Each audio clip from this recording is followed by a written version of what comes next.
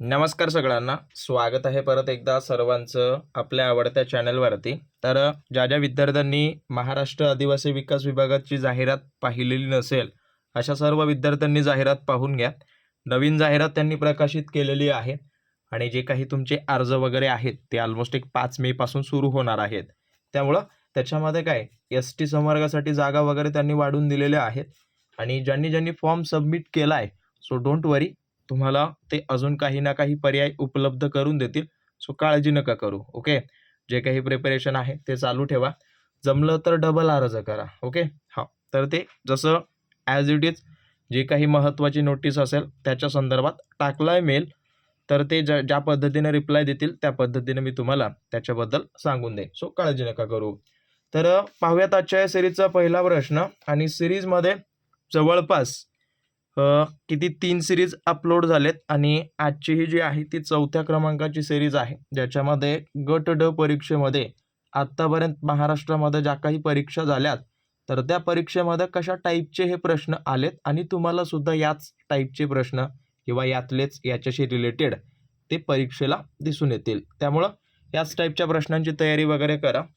आणि बॅचमध्ये ज्यांनी ज्यांनी प्रवेश घेतला नसेल, प्रवेश करून घ्या.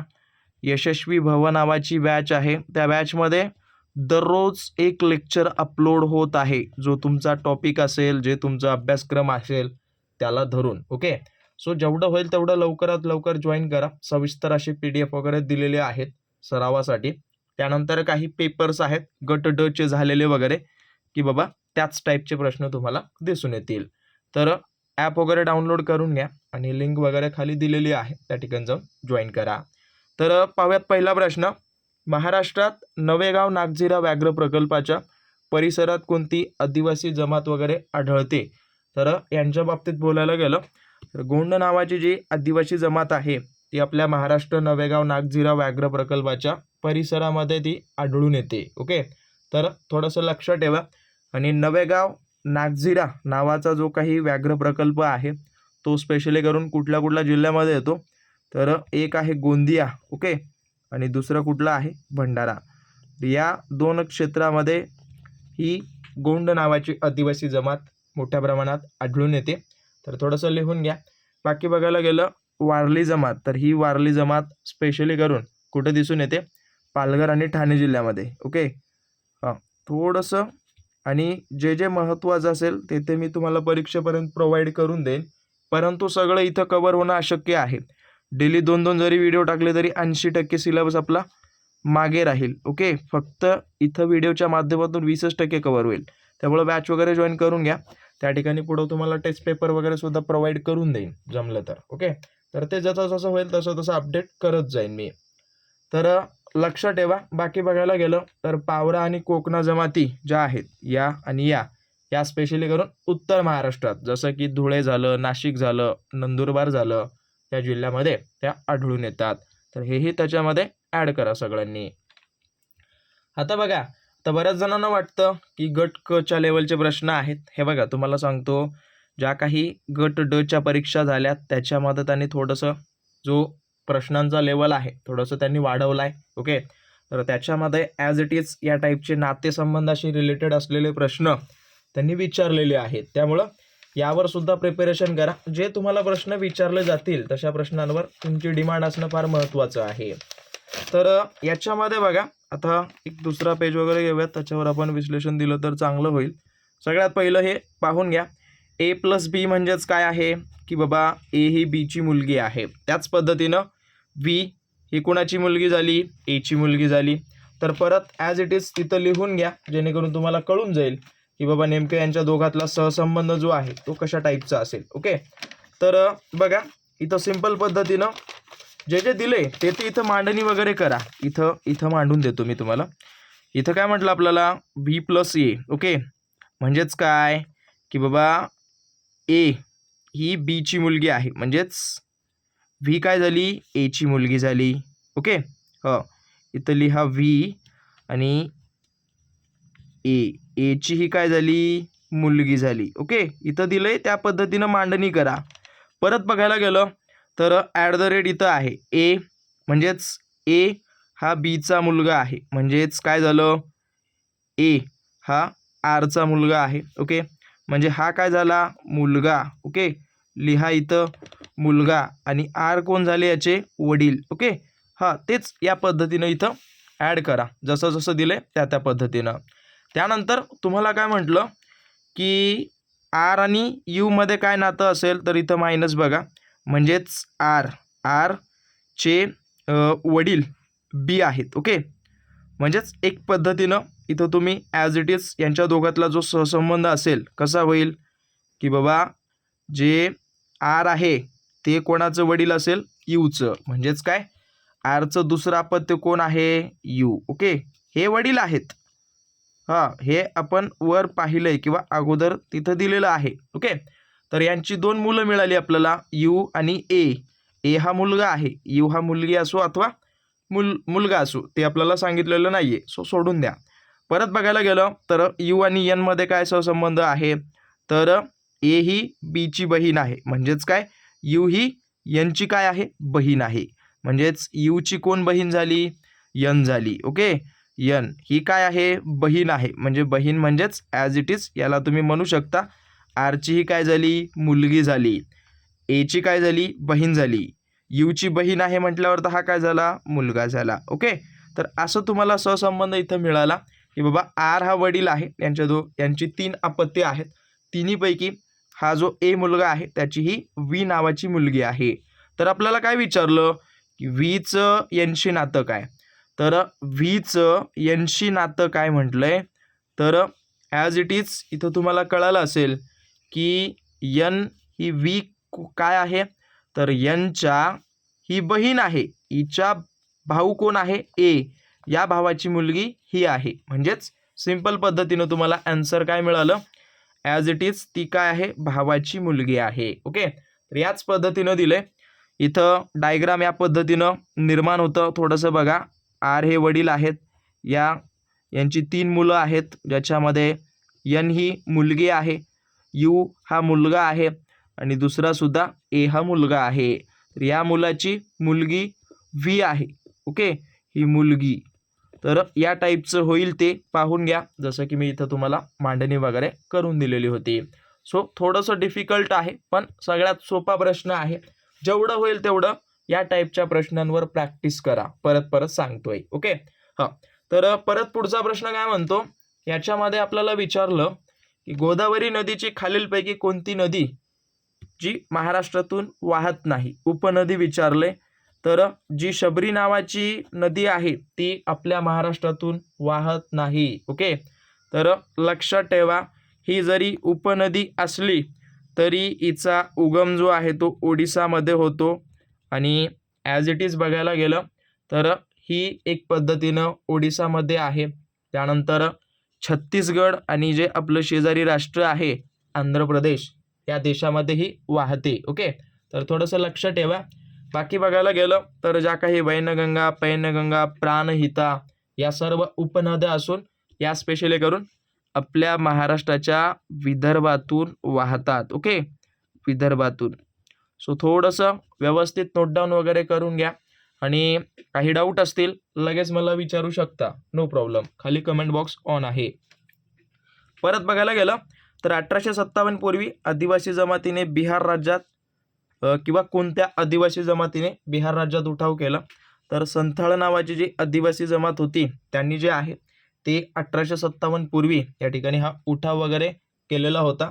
जवळपास 2 बंधू होते ज्यांचं नाव सिंधू आणि कान्हू, या 2 बंधूंनी हा उठाव वगैरे केलेला होता. ओके, सिंधू आणि कान्हू.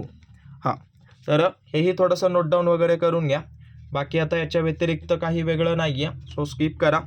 परत पुढचा प्रश्न गणित आणि बुद्धिमत्तेचा. हा फार सोपा टॉपिक आहे, परत सांगतोय, हा फार सोपा विषय आहे. जेवढं तुम्ही यावर प्रॅक्टिस करसाल तेवढे तुमच्या पैकीच्या पैकी गुण त्या ठिकाणी मिळतील. ओके, तर आता बघा, खालील सहसंबंध पाहून पुढील जोडी ओळखा. तर या दोघांची एक जोडी आहे, या दोघांची एक जोडी आहे.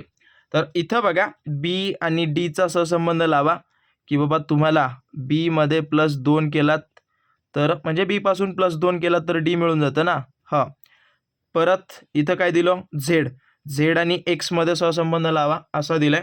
तर इथं घ्या झेड पासून जर तुम्ही -1 केलात ओके किंवा -2 ना हां WXY येतं ना मध्ये हां तर तुम्हाला काय मिळतं झेड पासून मागं दुसऱ्या अक्षरावर एक्स आहे ओके तर हा सहसंबंधी मिळाला आणि व्ही आणि डब्ल्यू मध्ये काय सहसंबंध आहे तर इथं बघायला गेलं तर व्ही मध्ये 1 प्लस केलात तर तुम्हाला काय मिळतं डब्ल्यू मिळतं या पद्धतीनं त्याचा सहसंबंध आपल्याला मिळाला पहिल्या जी काही वर्णमाला असेल तिचा त्याच पद्धतीनं दुसरा लावा जसं की इथं जे मध्ये +2 केलात तर काय मिळालं पाहिजे एल मिळालं पाहिजे तर आहे का जे पासून एल ॲज इट इज मिळालं त्याच पद्धतीनं आर बघा आर आणि पी मध्ये काय सहसंबंध असायला पाहिजे की बाबा ॲज इट इज बघायला गेलं तर आर पासून मागं 2 जर गेलात तर तुम्हाला कोण मिळालं पाहिजे पी मिळालं पाहिजे ओके PQR म्हणजेच मागं गेलात तर पी मिळतं त्यासोबत तिसऱ्या अक्षराचा सहसंबंध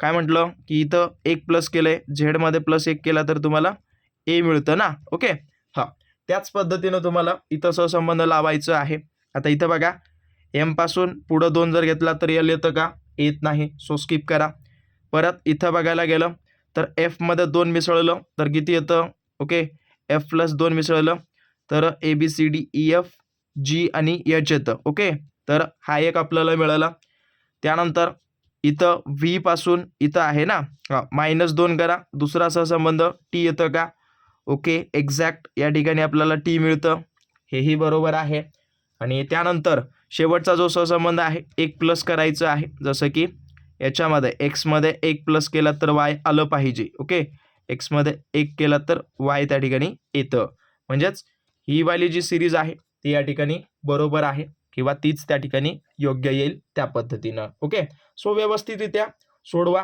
जेवढं होईल तेवढं ज्या ज्या तुमच्या लेवलचे आहेत त्या पद्धतीचे या ठिकाणी सोडवा जेवढं होईल तेवढं प्रॅक्टिस करा परत बघायला गेलं तर 1870 मध्ये पुणे सार्वजनिक सभेची स्थापना कोणी केली ओके तर 1870 मध्ये पुणे सार्वजनिक सभेची जी स्थापना आहे ती न्यायमूर्ती महादेव गोविंद रानडे किंवा ज्यांना आपण MG रानडे शॉर्ट फॉर्ममध्ये म्हणतो परत बघायला गेलं तर यांनी खूप सारं असं मौलाचं कार्य केलेलं आहे समाजसुधारक जेवढे जसं की गोपाळकृष्ण गोखले झाले त्यानंतर लोकमान्य टिळक त्यानंतर महात्मा ज्योतिबा फुले म्हणजे ज्यांनी आपल्या महाराष्ट्रासाठी महत्त्वाचं योगदान दिलंय अशा सर्व समाजसुधारकांची माहिती काढा ओके आता याच्यामध्ये सार्वजनिक सभा अजून एक महत्त्वाचं पॉईंट असं आहे की सार्वजनिक काका कोणाला म्हणतात हा एक गट क आणि ड लेवलचा प्रश्न आहे ओके त्या टाईपचे यामध्ये असे प्रश्न वगैरे येतात ओके जसं की सार्वजनिक काका म्हणून कोणाला ओळखलं जातं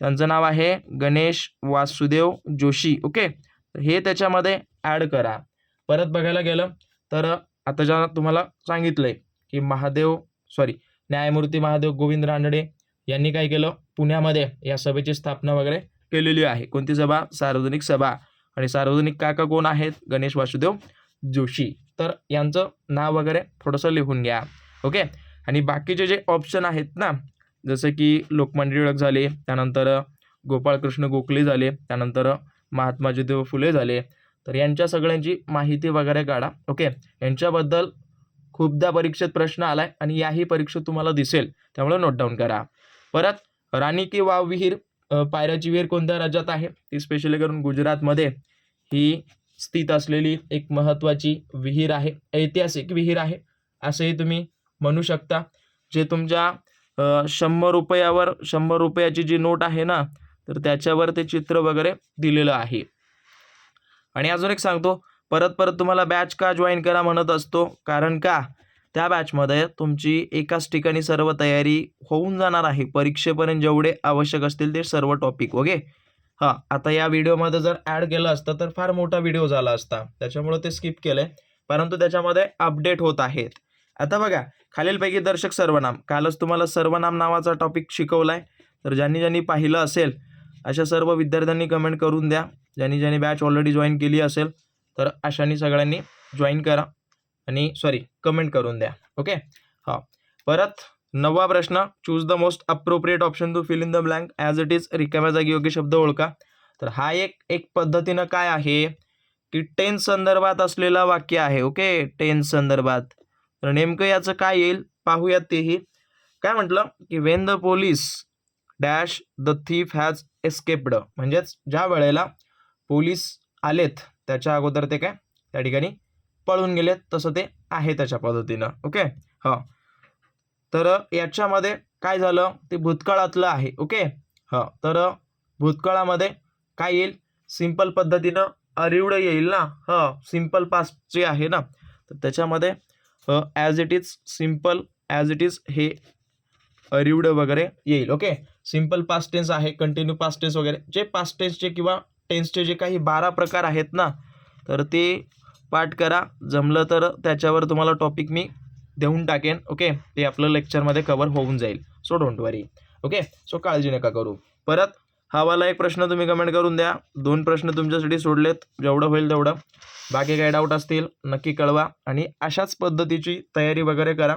ज्यांना कुणाला वाटत असेल असे प्रश्न नसतात त्यांना विनंती आहे या चॅनलपासून दूर राहा. ओके. ज्यांना वाटत असेल त्यांनी अवश्य यालाच फॉलो करा. 100% रिझल्ट तुमचा निघेल. ओके. बाकी भेटेन पुढच्या भागामध्ये. पाहत आपला आवडते यूट्यूब चॅनल. धन्यवाद.